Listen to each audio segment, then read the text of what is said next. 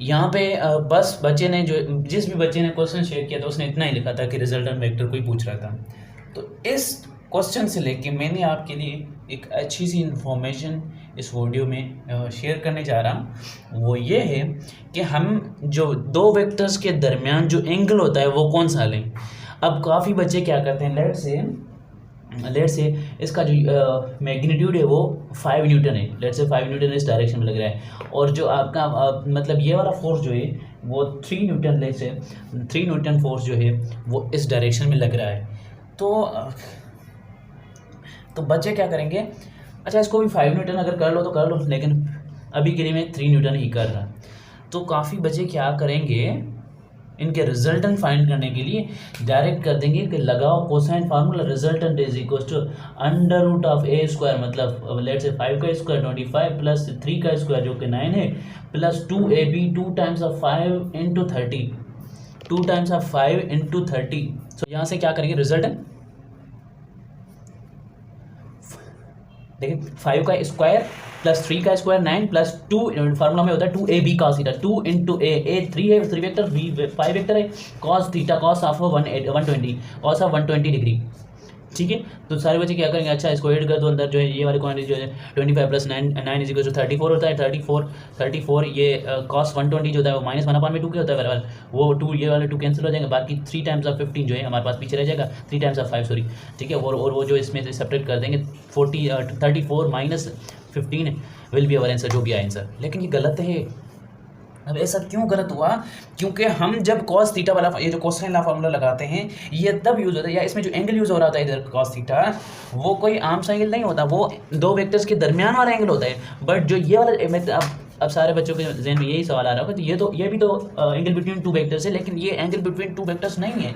हमने angle between two vectors वही माननी होती है जो कि जब दो वेक्टर्स आपस में या तो हेड टू हेड मिले हुए हों या फिर टेल टू टेल मिले हुए हों। इस तरह ये टेल टू टेल मिल रहा है, ये हेड टू हेड मिल रहा है, या हेड टू हेड मिल रहे हो या टेल टू टेल मिल रहे हो, तो इनके दरमियान जो एंगल बन रही होगी वो हम कंसीडर डायरेक्ट कर सकते हैं। ये भी हेड टू हेड मिल रहे हैं तो कोई मसला नहीं, या तो हेड टू हेड मिले या तो टेल टू टेल मिले, तो तभी उनके दरमियान वो एंगल कंसीडर कर सकते हैं उस प्रॉब्लम के अंदर। बट यहाँ पे क्या हो रहा था, यहाँ पे ये हो रहा था कि इस वेक्टर का जो हेड है वो 3 न्यूटन वाले वेक्टर का जो हेड है वो इसके टेल के साथ मिल रहा है।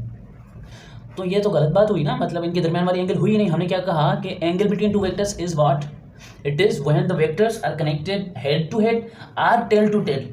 ऐसा ना हो कि एक का हेड दूसरे के टेल के ऊपर आ रहा हो तो उनके दरमियान जो एंगल बन रहा हो वो हम जो है एंगल कंसीडर करेंगे, ऐसा नहीं करना। तो अभी के लिए देखिए यहाँ पे एक का हेड है एक का हेड दूसरे की टेल पे लाई कर रहा है, तो हमने क्या करना है, हम जानते हैं कि कोई भी वेक्टर है पोजीशन वेक्टर के अलावा, क्योंकि पोजीशन वेक्टर का जो ओरिजिन होता है वो ओरिजिन के ऊपर फिक्स होता है, उसके अलावा जितने भी वेक्टर हैं सारे के सारे फ्री वेक्टर्स हैं। तो फ्री वेक्टर को हम फ्रीली मूव कर सकते हैं but parallel to itself. Parallel vectors की क्या डेफिनेशन है, सॉरी फ्री वेक्टर की, free vector is a vector which is free to move but parallel to itself. तो इसको जब मूव करेंगे इस तरह फ्रीली, इसको जब इस तरह पैरेलली शिफ्ट करेंगे तो ये यहाँ पे आ जाएगा, कोई मसला नहीं है हमें, ठीक है। पैरेलल जो फ्री वेक्टर से अगर ये आ गया तो इसको खत्म कर दो, बाकी जो आपके पास में इस तरह का कुछ बन गया है। अब इसका जो 3 न्यूटन, इसका जो आपके पास 3 न्यूटन इसका क्या है, मैग्नीट्यूड है, और उसके बाद अभी क्योंकि आपके पास में ये 120 एंगल था, और यहाँ से लेके अभी मैं आपको दिखाता हूँ, ये हमारे पास अगर लाइन है, इस लाइन में अगर मैं आपसे बोलूँ कि ये 120 डिग्री है, तो टोटल तो लाइन के ऊपर ये तो यहाँ से लेके यहाँ तक की जो एंगल होती है वो तो 180 होती है। 180 में से 120 सब्ट्रैक्ट कर दो, 180 माइनस 120, जो रिजल्ट आएगा 60 डिग्री आ रहा है, मतलब ये वाला जो एंगल है 60 डिग्री है। तो यहाँ पे भी आप ये मानेंगे तो ये वाला जो एंगल बन रहा था यहाँ पे ये 60 डिग्री है। अगर ये वाला एंगल 60 डिग्री है तो आपने वर्टिकली अपोजिट एंगल्स पढ़े हैं, अगर ये वाला जो एंगल थीटा है तो ये भी एंगल थीटा ही होगा, वर्टिकली अपोजिट एंगल्स। अगर ये वाला एंगल अल्फा है तो ये वाला एंगल भी अल्फा होगा। तो यहाँ पे भी ये है कि अगर ये वाला 60 है तो ये वाला भी 60 होगा, मतलब angle between the two vectors is 60।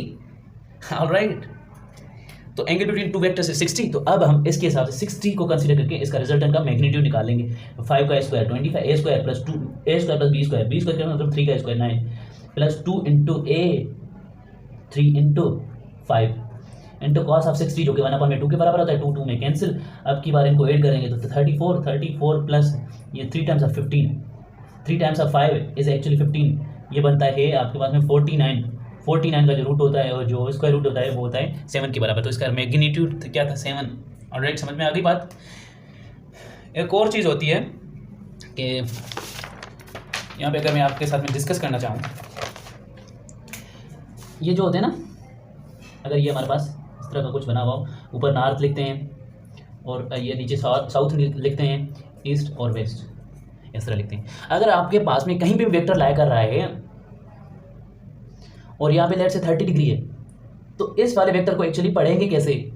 इसका अगर यूनिट मतलब इसका जो अगर आपके पास में इसका जो मैग्नीट्यूड है वो 5 यूनिट हो, तो इसको पढ़ेंगे कैसे? इस वेक्टर को ऐसे पढ़ेंगे। अगर आपके पास में कोई क्वेश्चन इस तरह का आ सकता है तो एक्सपेक्टेशन तो यही है कि आ जाए। कोई इतना बड़ा कॉन्सेप्ट इसमें यूज़ हो नहीं रहा कि इसको एक्चुअली में रीड कैसे कर पा रहे हैं वो देखना है हमें।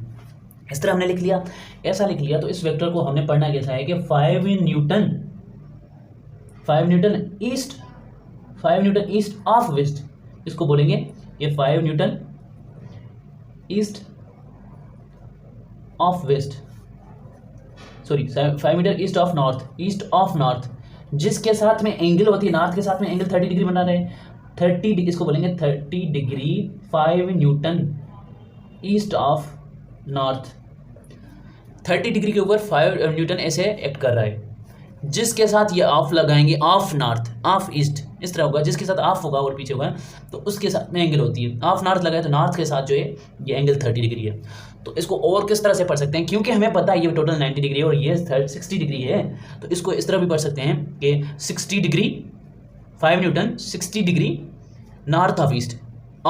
क्यों पढ़ा? क्योंकि ईस्ट के साथ में एंगल है हमारे पास, तो इनको इस तरह पढ़ते हैं। और अगर बिल्कुल बीच पे ये कोई वेक्टर ऐसे एक्ट कर रहा हो या बिल्कुल बीच में ऐसे एक्ट कर रहा हो, बिल्कुल बीच का क्या मतलब है कि टोटल एंगल होती है ये वाली 90 डिग्रीज होती है, ये 45 हो, ये वाला भी 45 हो, तो इसको आप क्या पढ़ते हैं? इसको सिंपली पढ़ लो कि अगर दोनों इनका जो मैग्नीट्यूड है वो ये 5 न्यूटन है, तो आप इसको बोलेंगे 5 न्यूटन।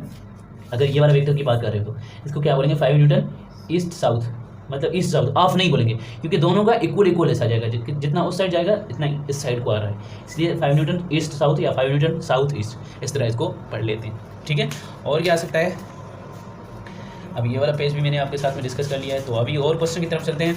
अच्छा, टेम्परेचर का ये क्वेश्चन था आपके पास में, इतना सा क्वेश्चन था कि डिग्री ऑफ हॉटनेस और कोल्डनेस इज कॉल्ड टेम्परेचर। तो मैंने सोचा कि आपके साथ में और भी इन्फॉर्मेशन मैं आपको मतलब बता देता हूँ कि इसके लिए ये शॉर्ट फार्मूला C/5 मतलब टेम्परेचर कन्वर्जन, कि कोई टेम्परेचर अगर फ़ारेनहाइट में तो उसको सेंटीग्रेड में कैसे कन्वर्ट किया जाए, या कोई टेम्परेचर केल्विन में है तो उसको कैसे कन्वर्ट किया जाए सेंटीग्रेड और फ़ारेनहाइट में, इस तरह कुछ। उसके लिए फार्मूला है, अगर आपको कहे कि 40 मतलब आपको एक पर्टिकुलरली आपसे ये कहेगा क्वेश्चन अगर आ जाए तो ये कहेगा 15 डिग्री सेंटीग्रेड को आप फ़ारेनहाइट में बताओ, तो फ़ारेनहाइट में चेंज करो। फ़ारेनहाइट में जब चेंज करेंगे तो ये वाली स्केल्स उठाएंगे, जहाँ पे एक्चुअली में फ़ारेनहाइट और जो गिवन है वो सेंटीग्रेड वही उठाएंगे ना स्केल, तो ये वाली स्केल उठाएंगे। तो अगर आपके पास में बोल रहा है कि फ़ारेनहाइट को किसी केल्विन में चेंज करो तो ये वाली स्केल, अगर केल्विन को बोल रहा है या केल्विन को सेंटीग्रेड में या सेंटीग्रेड को केल्विन में, तो एक ये और ये जो डेटा दिया गया होगा उसके हिसाब से हम अपना स्केल सेट करेंगे। जैसे ये वाला क्वेश्चन आया हुआ आता है कि एक्चुअली में किस रीडिंग पे फ़ारेनहाइट इस स्केल मतलब किस रीडिंग पे जो है किस पॉइंट्स पे किन पॉइंट्स पे जो फ़ारेनहाइट है और सेंटीग्रेड है वो एक जैसी रीडिंग देते हैं, तो वो टेम्परेचर होता है -40। देखना, अब जब मैं -40 पुट करता हूँ, लेट्स से -40 डिग्री सेंटीग्रेड, जब -40 डिग्री सेंटीग्रेड होता है तब -40 फ़ारेनहाइट पे होता है। कैसे देखते हैं?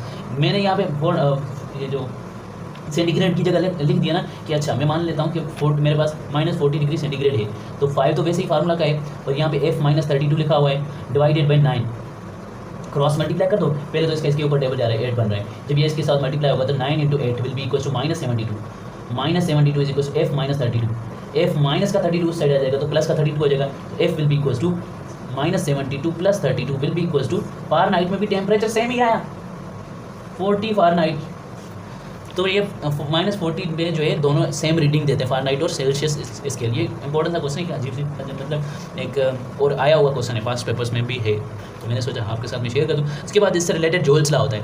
जूल्स लॉ क्या होता है कि वर्क डन जो है ना, जितना भी वर्क डन है वो डायरेक्टली प्रोपोर्शनल होता है आपके हीट के ऊपर, जितनी हीट होगी उतना वर्क डन होगा। तो जब आपको पता है जब साइन ऑफ प्रोपोर्शनलिटी जाते हैं तो हमारे पास में इक्वेशन बन जाती है और एक कांस्टेंट आ जाता है, वो कांस्टेंट है जे। उस जे को बोलते हैं हम या मैकेनिकल इक्विवेलेंट ऑफ हीट, या फिर इसको सिंपली बोलते हैं जूल्स लॉ। ठीक है।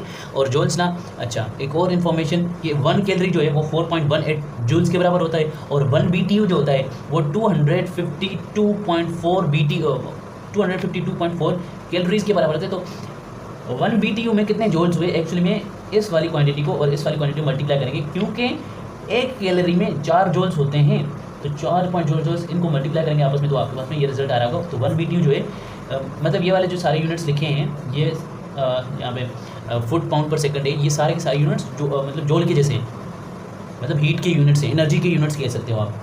तो 1 कैलोरी किसके बराबर 4.18 जूल्स के, 1 BTU 252.4 कैलोरीज के बराबर है। तो 1 BTU में 1055 जो जूल्स होते हैं। और क्या हो सकता है कि जो 1 BTU होता है, ठीक है, वो इसके बराबर भी होता है। 1 BTU is equals to 778 foot pound per second, इसके बराबर भी होता है। उसके बाद क्या क्वेश्चन आ सकता है, काइंड यार इस तरह की चीज़ें अपने बुक में फाइंड करो। Book reading is very important, again बता रहा हूँ, क्यों बता रहा हूँ, क्वेश्चन आपकी बुक में से ही बन रहे हैं। अब काफ़ी बच्चे, जो मैंने आपको अल-ख्वारिज़मी वाला क्वेश्चन बताया ना, काफ़ी बच्चे उसको लेके क्वेश्चन मतलब जो डेसिमल पॉइंट है वो गूगल पे फाइंड कर रहे थे, कहीं से आपके बुक में पढ़ा था। Instrument that measures the heat is called, ये कोई क्वेश्चन नहीं मतलब इस बार तो नहीं है, ऐसे पास पेपर में आया हुआ है या आ सकता है, एक्सपेक्टेड है, इसमें तो और कोई दिक्कत है नहीं। जिस इंस्ट्रूमेंट से हम जो मेजर करते हैं हीट को, उसको बोलते हैं कैलोरी मीटर, ठीक है। और जीरोथ लॉ ऑफ थर्मोडायनेमिक्स आपने पढ़ा होगा, first law of thermodynamics, second law of thermodynamics, इनकी स्टेटमेंट्स देख लेना, हीट इंजन वगैरह क्या होते हैं। और जीरोथ लॉ ऑफ थर्मोडायनेमिक्स क्या होता है, एक्चुअली यहाँ पे थर्मल इक्विलिब्रियम होता है। थर्मल इक्विलिब्रियम मतलब दो बॉडीज़ जो हैं, लेट से बॉडी ए है और बॉडी बी है, दोनों का अगर टेम्परेचर जो है वो 20 डिग्री सेंटीग्रेड है, अगर टेम्परेचर सेम होता है तो उन ऑब्जेक्ट्स को हम आपस में क्या कहते हैं, ये थर्मल इक्विलिब्रियम में। थर्मल इक्विलिब्रियम में क्यों है, क्योंकि ये अभी जब टेम्परेचर का डिफरेंस नहीं होता तो टेम्परेचर जो हीट होती है वो जो है फ्लो नहीं करती। हीट क्या होती है, एक बॉडी से दूसरी बॉडी में फ्लो होती है, लेकिन तब जब टेम्परेचर का डिफरेंस हो ना, जब टेम्परेचर का डिफरेंस नहीं होता तब हीट फ्लो नहीं करती, ठीक है। और जब टेम्परेचर का डिफरेंस ना हो दो बॉडीज के दरमियान, तो उनको बोलते हैं वो थर्मल इक्विलिब्रियम में, मतलब they can't share the heat with one another because their temperature difference is same, is zero, temperature difference है जीरो है, दोनों का टेम्परेचर सेम है, टेम्परेचर डिफरेंस है ही नहीं, जीरो है। और एक थर्ड बॉडी लेट से सी, उसका भी अगर जो टेम्परेचर वो 20 डिग्री सेंटीग्रेड है, तो वो भी क्या कहलाएगी, इनके साथ में थर्मल इक्विलिब्रियम में होगी, और ये कहलाता है जीरोथ लॉ ऑफ थर्मोडायनेमिक्स। उसके बाद स्केल्स हैं। स्केल्स में क्या होता है कि जो सेंटीग्रेड स्केल होती है, जीरो से लेके शुरू होती है, मतलब ये तो मैंने वैसे ही लिख दिया है नीचे, लेकिन यहाँ से आप कंसिडर कर लें, तो जो सेंटीग्रेड स्केल होती है उसमें 100 क्या होती है, पोजीशन रीडिंग्स होती हैं, 0 1 2 3 4 अप टू 100 तक। और ये फ़ारेनहाइट वाली 32 से स्टार्ट होकर 212 तक जाती है। मतलब इसमें जो रीडिंग्स होती हैं, ये जो पॉइंट्स होते हैं इसमें, ये 180 होते हैं, 212 minus 32 will be equals to 180, मतलब इसकी जो रीडिंग पॉइंट्स होते हैं वो 180 होते हैं, ये आ सकता है। और केल्विन में अगेन यहाँ से लेके यहाँ तक, मतलब ये वाला लेवल सबका सेम होना चाहिए, ठीक है। और यहाँ से लेके यहाँ तक का जो मतलब डिस्टेंस तो नहीं कहूँगा, लेकिन इनके जो रीडिंग्स हैं ये भी इसकी जो रीडिंग्स है वो 100 होती है। केल्विन और सेंटीग्रेड में 100 होती हैं। ऑन द अदर हैंड जो फ़ारेनहाइट में और रीडिंग्स होती हैं वो कितनी होती हैं, 180s। और क्या सकता है, और क्या है कि जब 0 डिग्री सेंटीग्रेड होता है तब फ़ारेनहाइट का टेम्परेचर 32 पे होता है, -32 नहीं 32 पॉजिटिव का। और केल्विन जो है आपको पता सबको कि 273 केल्विन होता है 0 डिग्री सेंटीग्रेड पे। और 100 डिग्री सेंटीग्रेड हो तो आपका केल्विन देखो किस तरह है, केल्विन। और जितना टेम्परेचर आप सेंटीग्रेड में इंक्रीज़ करते हो उतने ही रीडिंग्स बिल्कुल इंक्रीज़ करता है केल्विन में। बट ये सिर्फ डिफरेंस इसलिए है क्योंकि स्टार्टिंग में जो है, मतलब जब बढ़ेंगे तो दोनों एक साथ ही बढ़ेंगे, एक जितना ही बढ़ेंगे। ये 1 डिग्री सेंटीग्रेड राइज हो रहा है तो यहाँ पे 1 केल्विन जो राइज होगा। जब राइज करेंगे या फॉल करेंगे एक जितना करेंगे, बट क्योंकि जो इनकी जो शुरू वाली रीडिंग्स है वो थोड़ी डिफरेंट है, इसके हिसाब से इनका जो स्केल है वो डिफरेंट है। नहीं तो जितना राइज या फॉल सेंटीग्रेड में होता है, लेट से हमने कहेंगे ये इसका टेम्परेचर ना, किसी बॉडी का टेम्परेचर जो है 1 डिग्री सेंटीग्रेड से जो है 5 डिग्री सेंटीग्रेड हो गया है, तो उसका जो टेम्परेचर होगा 0 डिग्री सेंटीग्रेड के ऊपर, सॉरी 1 डिग्री सेंटीग्रेड के ऊपर क्या होगा, 273+1 होता है। जैसे आपने केमिस्ट्री के प्रॉब्लम्स में किया होगा, बॉयज़ लार्ज लॉ वगैरह में, और यहाँ भी यही फार्मूलाज होते हैं, यही प्रॉब्लम्स होते हैं। तो बताना क्या, चलो ये दोनों स्केल्स की जो फॉल और राइज करते हैं, वो फॉल और राइज जो है एक जितना करते हैं। 1 डिग्री सेंटीग्रेड अगर राइज होता है तो इधर से 1 केल्विन राइज होता है, 2 डिग्री सेंटीग्रेड अगर फॉल होता है तो इधर से 2 केल्विन फॉल होता है। लेकिन क्योंकि इनिशियल इनके स्केल्स में जो रीडिंग्स हैं वो डिफरेंट है, इसलिए इनकी डिफरेंट रीडिंग्स आती हैं। उसके बाद इस वाले फार्मूले के हिसाब से आप सोचेंगे सारा कुछ, अभी मतलब 0 डिग्री सेंटीग्रेड पुट करेंगे तो आपके पास में अगर 0 डिग्री सेंटीग्रेड पुट करेंगे तो आपके पास 32 फ़ारेनहाइट आ रहा होगा और 32 फ़ारेनहाइट आ रहा होगा इस वाले फार्मूला से, ठीक है। और क्या हो सकता है, मतलब ये वाली जितनी चीज़ें हैं वो आप देख लें कि जब मतलब मैंने अभी वैसे लिख लिए हैं, ठीक है। टोटल मैंने यहाँ पे बताना क्या चाहा है कि इसमें इसके जो रीडिंग्स थी वो 100 रीडिंग्स होती हैं, इसमें 180 रीडिंग्स होती हैं और इसमें भी अगेन 100 रीडिंग्स होती हैं। ये वाले टेम्परेचर 0 होगा, ये बस 273 पे होगा और ये 100 पे होगा, ये 212 पे होगा। ये सारी रीडिंग्स जो है आप इस वाले फार्मूला से निकाल सकते हैं, आपको याद करने की ज़रूरत नहीं है, आपको ये फार्मूला याद करने की ज़रूरत है भाई, बाकी सारा कुछ खुद ब खुद ही हो जाएगा। माफ़ करना अगर जो है मैंने ये यहाँ पे ज़्यादा कचरा कर लिया, लेकिन था कुछ भी नहीं, आप इस वाले फार्मूले से ये वैल्यूज़ निकाल सकते हैं। ऑलराइट।